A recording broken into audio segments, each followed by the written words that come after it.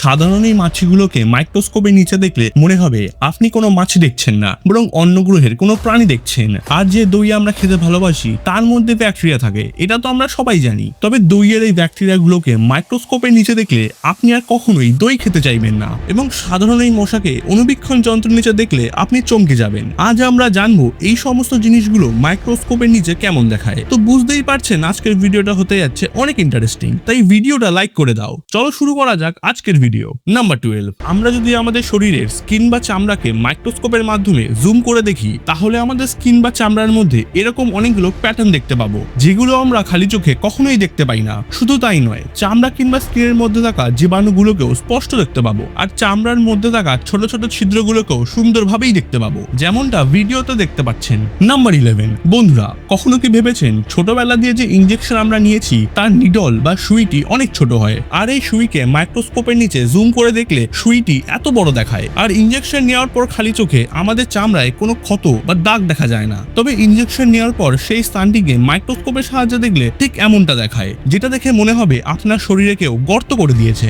Number 10, ball pen ব্যবহার করে না এমন মানুষকে খুঁজে পাওয়া সম্ভব নয়। তবে আপনি কি জানেন যে এই বল পেনগুলো কিভাবে কাজ করে আর এগুলো থেকে কালি বা কিভাবে বের হয়? তাহলে এই ভিডিওটা আপনার জন্য। এই ভিডিওটিতে একটি বল পেনকে মাইক্রোস্কোপের নিচে জুম করে দেখা হচ্ছে, যেখানে বল পেনের সামনের দিকের পিন বা মাথায় একটা ছোট বল লাগানো থাকে, আর এই বলটির কারণেই পেনগুলোকে বল পেন বলা হয়। তো আমরা যখন পেনগুলোকে খাতার ওপর চালাই কিংবা লিখতে থাকি, তখন এই বলটি এভাবে ঘুরতে থাকে, আর এর সাথে সাথে কালিও বের হয়, আর এভাবে খাতার ওপর সুন্দর লেখা পড়ে। আর কোনো কারণে যদি এই বলটি আটকে যায় বা পেন থেকে পড়ে যায়, তাহলে পেনটি আর ব্যবহার করা যায় না, তার মানে পেনটি অকেজো হয়ে যায়। নাম্বার 9, আমরা তো সবাই মোবাইল ফোন বা স্মার্টফোন ব্যবহার করি, কিন্তু আপনি কখনো ভেবেছেন যে এই স্মার্টফোনগুলোর ডিসপ্লে কিভাবে কাজ করে? কিভাবে আমরা একটা মোবাইল ফোনের ডিসপ্লের মাধ্যমে এত সুন্দর সুন্দর রং বেরঙের জিনিস দেখতে পাই? তো এটা জানার জন্যই মোবাইল ফোনের ডিসপ্লেকে একটা পাওয়ারফুল মাইক্রোস্কোপের নিচে রাখা হয়, আর মাইক্রোস্কোপের নিচে রেখে যখন জুম করা হয় তখন ডিসপ্লের মধ্যে এরকম কিছু ছোট ছোট সেল দেখা যায়, আর এই সেলগুলোকেই মূলত পিক্সেল বলে।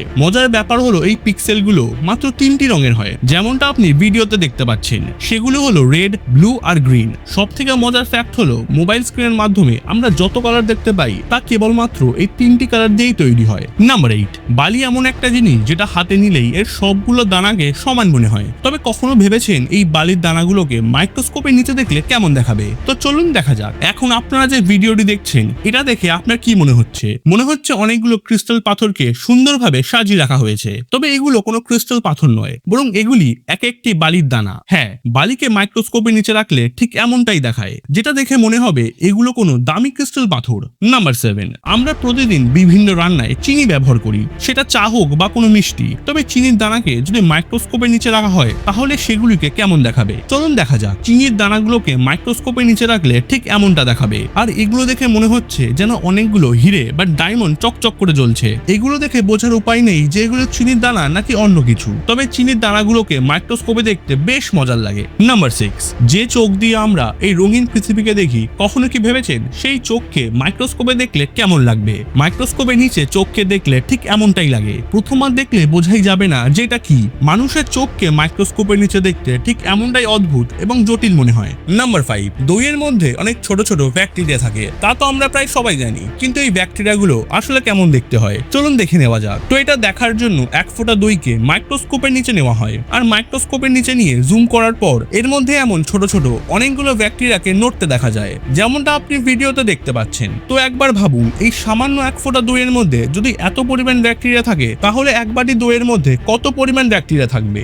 এখন আপনি হয়তো ভাবতে পারেন এই ব্যাকটেরিয়াগুলো কি শরীরের জন্য ক্ষতিকারক? না, এই ব্যাকটেরিয়াগুলো একদমই ক্ষতিকর নয়, বরং এগুলো আমাদের শরীরের জন্য অনেক উপকারী। নাম্বার 4, খালি চোখে মানুষের জিভকে দেখলে খুবই সাধারণ মনে হয়, আর এই জিভের সাহায্যেই আমরা বিভিন্ন খাবারের স্বাদ পেয়ে থাকি। তবে মানুষের জিভকে মাইক্রোস্কোপের নিচে দেখতে ঠিক কেমন লাগে চলুন দেখা যাক। মানুষের জিভকে যখন মাইক্রোস্কোপের নিচে দেখা হয় তখন ঠিক এমন কাঁটার মধ্যে অনেকগুলো ছোট ছোট জিনিস দেখতে পাওয়া যায়। তবে এগুলো আসলে কোনো কাঁটা নয়, বরং টেস্ট বার্ড, আর এগুলোর সাহায্যেই আমরা খাবারের স্বাদ পেয়ে থাকি। নাম্বার 3, বন্ধুরা, আমরা যখন গরমের মধ্যে কোনো কাজ কিংবা ওয়ার্কআউট করি তখন আমাদের শরীর দিয়ে ঘাম ঝরতে থাকে, যেটা খুবই সাধারণ ব্যাপার। কিন্তু আপনি কি জানেন আমাদের শরীর থেকে ঘাম কিভাবে বের হয়? না জানলে এই ভিডিওটা দেখুন। ভিডিওতে মানুষের স্কিনকে মাইক্রোস্কোপের নিচে রেখে জুম করা হচ্ছে, যেখানে দেখা যাচ্ছে কিছুক্ষণ কাজ করার পর যখন আমাদের শরীর গরম হয়ে যায় তখন আমাদের শরীর বা স্কিনের মধ্যে থাকা ছোট ছোট ছিদ্র বা লোমকূপগুলো খুলে যায়, আর সেগুলো দিয়ে এভাবে জল বেরোতে থাকে, আর এই জলগুলোই হচ্ছে আমাদের শরীরের ঘাম।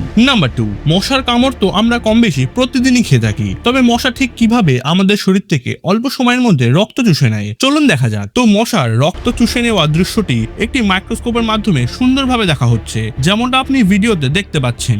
এর জন্য সর্বপ্রথম একটি মশা মানুষের শরীরের মধ্যে বসে, এরপর তার সুচ স্কিনের মধ্যে প্রবেশ করিয়ে দেয়, আর ধীরে ধীরে এভাবে রক্ত চুষে তার পেটকে ভরে নেয়। শুধু রক্তে চুষে নেয় না, বরং মানুষের শরীরের মধ্যে ভাইরাসও প্রবেশ করিয়ে দেয়। এই ভাইরাসের ফলে মানুষের শরীরের মধ্যে ডেঙ্গু, ম্যালেরিয়ার মতো রোগ সৃষ্টি হয়। নাম্বার 1, চলুন দেখা যাক সাধারণ এই মাছিগুলোকে মাইক্রোস্কোপের নিচে দেখতে কেমন লাগে। প্রথমে আমরা মাছির পাখা বা ডানাগুলোকে দেখব। মাছির পাখা বা ডানাগুলোকে মাইক্রোস্কোপের নিচে ঠিক এমনটাই লাগে, যেটা খুবই সাধারণ। তবে যদি আপনি মাছির পাগুলোকে মাইক্রোস্কোপের নিচে দেখেন তাহলে এর পাগুলোকে এমন কাঁটাযুক্ত দেখতে পাবেন, যেটা দেখতে সত্যিই বেশ ভয়ানক। সবশেষে আমরা যদি মাছির চোখকে মাইক্রোস্কোপের মাধ্যমে দেখি তাহলে এমনটা দেখতে লাগবে। আর পুরো শরীরের মধ্যে সবচেয়ে জটিল এবং অবাক করা জিনিসই হচ্ছে মাছির চোখ, কারণ মাছির চোখ 4000 থেকে 4500টি লেন্স নিয়ে গঠিত, আর মাছির এই চোখ তার মাথার থেকেও বেশ বড়, যেটাকে কাছ থেকে দেখলে ঠিক এলিয়েনের মতোই ভয়ানক লাগে।